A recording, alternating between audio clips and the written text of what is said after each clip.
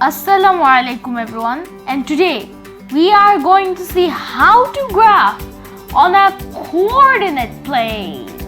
Woo! Okay, so to give an introduction, this is a very important foundation for tons of algebra, which is graphing, like I told now. These are like taking these simple equations and functions and turning them into pictures. There's tons of ways to graph things, like having an equation or having a data set.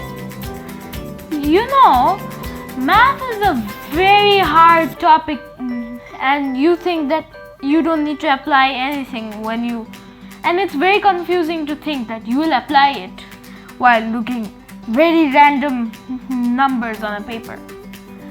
But when we graph them, we can see some importance. This is a coordinate plane.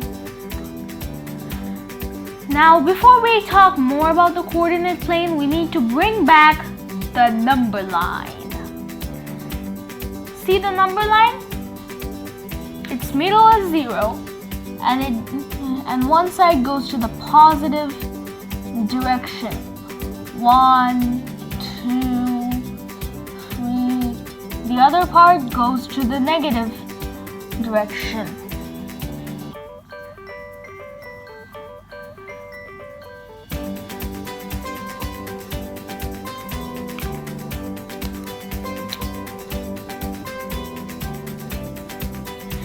So let's take a copy of this number line and join them together and then rotate it perpendicular to the 90-degree angle.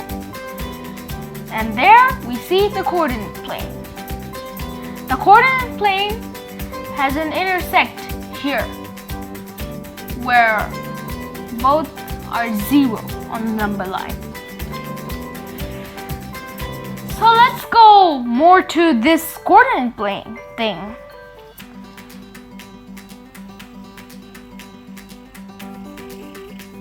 I don't have a scale right now, which is fine. You can just draw it as straight as possible. But next time I will hope to bring a ruler. So these are the two axes. We call them axes. One is horizontal and one is vertical. That's why we call it the horizontal axis and the vertical axis. But it's better to use variable names for these axes. Like the vertical axis will be called the y-axis. The horizontal part would be called the x-axis. Why? Because they're more flexible when you see things like functions. In my next video in algebra, inshallah, I will tell about functions, so you will better know about them. At functions, we use these, and they are more flexible. So here we see a lot of stuff.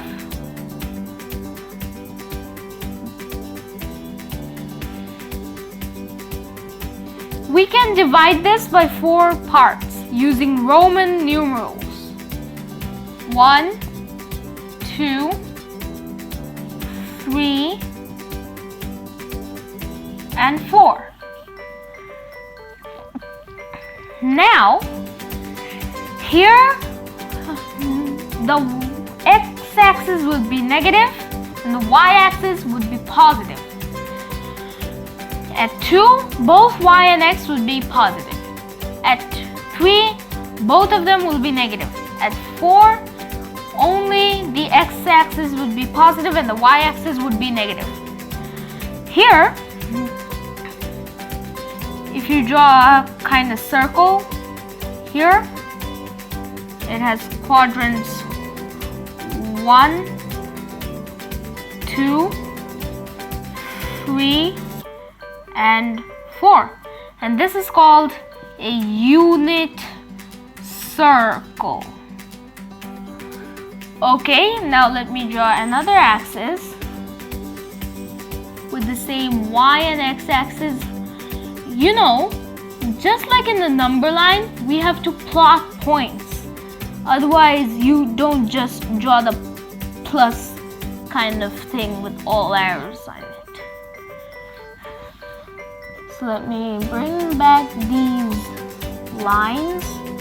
I'm almost running out of time.